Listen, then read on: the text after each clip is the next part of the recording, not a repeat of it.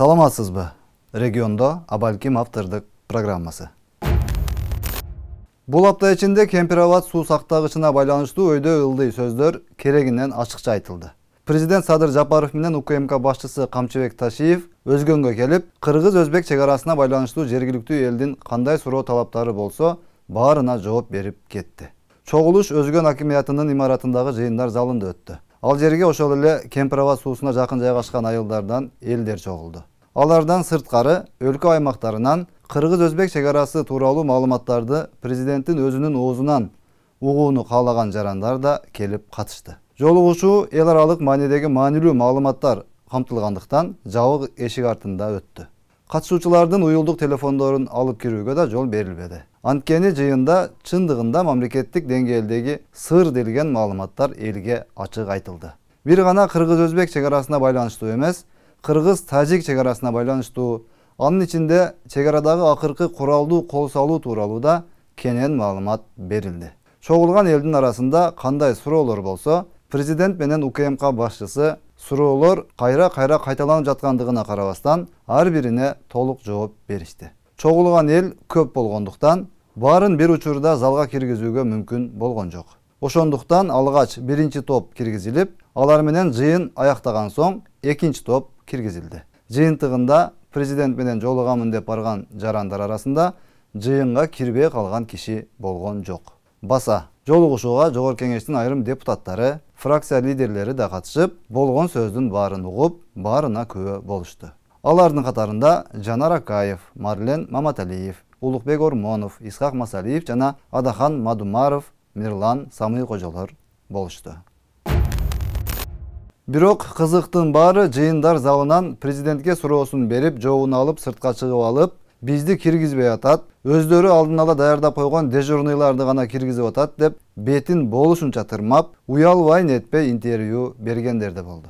Каратып туруп, калпты урдуруп, эптеп эле ушул президентти жамандасам, кантип болсо дагы чуу чыгарып, жаманатты кылсам деп, буту жерге тийбей чуркап жүргөн атайын уюшулган топ иштеп жатканы даана байкалды. Ал топ ким деп кызыксаңыз, видеолорду жакшылап көрсөңүз баарын өзүңүз түшүнүп аласыз. Баягы эле Адахан Мадумаровдун көрүнгөн жерге жетелеп барып сүйлөтүп жүргөн тобу. Бул топтун курамында эч кандай жаңылануу жок. Булардын айта турган сөзүн дагы, кылык жоругун дагы бүткүл кыргыз эли билип бүттү болуш керек.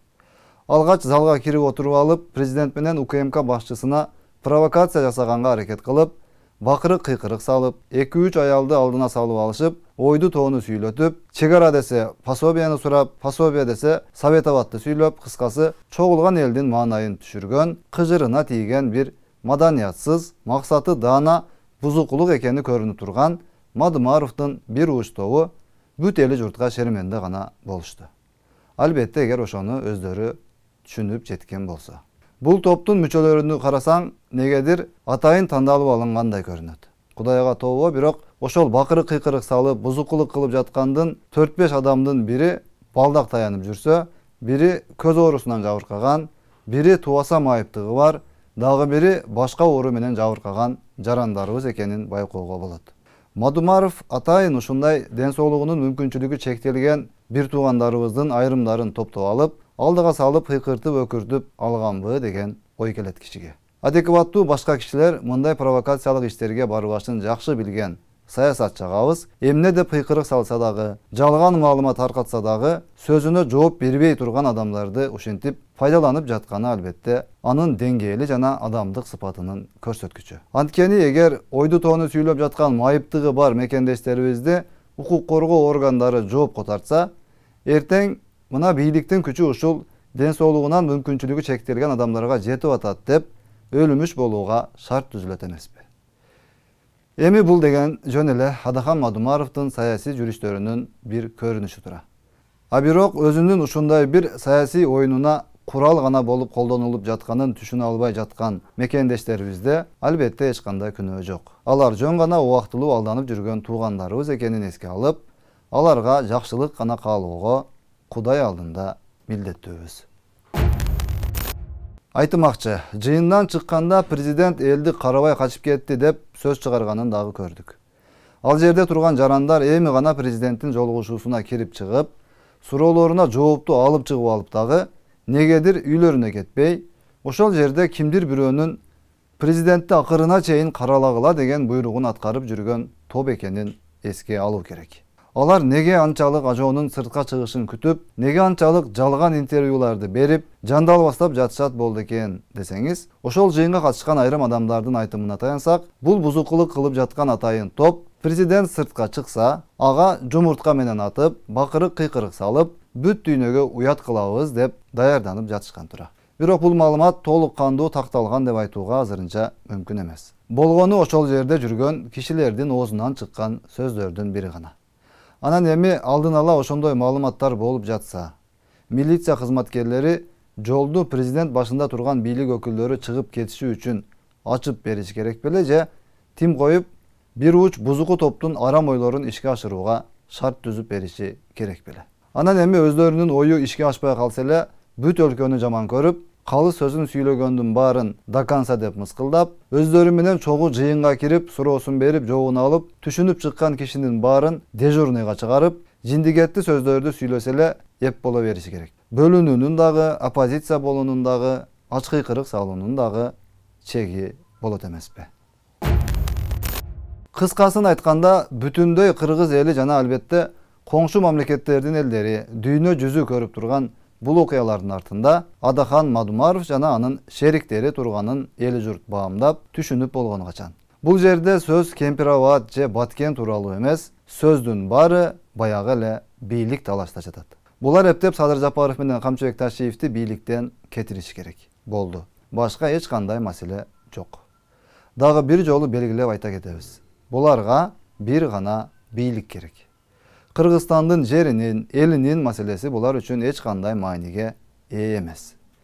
Эгер кыргыздын жерине ушунчалык күйүп бышып, 1 метр жерди бирөөгө бербей турган адам болгондо, Адахан Мадумаров эч качан Каркыра жайлообузду, Ысык көлүбүздүн жээгиндеги жерлерибизди, Токмоктогу жерибизди казактарга карматып бербейт болчу да. Же Баткендеги жерибизге күйүп бышкан адам болгондо, кезинде барып 275 метр жолубузду тажиктерге берип, кайра 49 жылга өзүбүздүн жерибизди ижарага алууга макул болуп протоколго кол койбойт болчу да.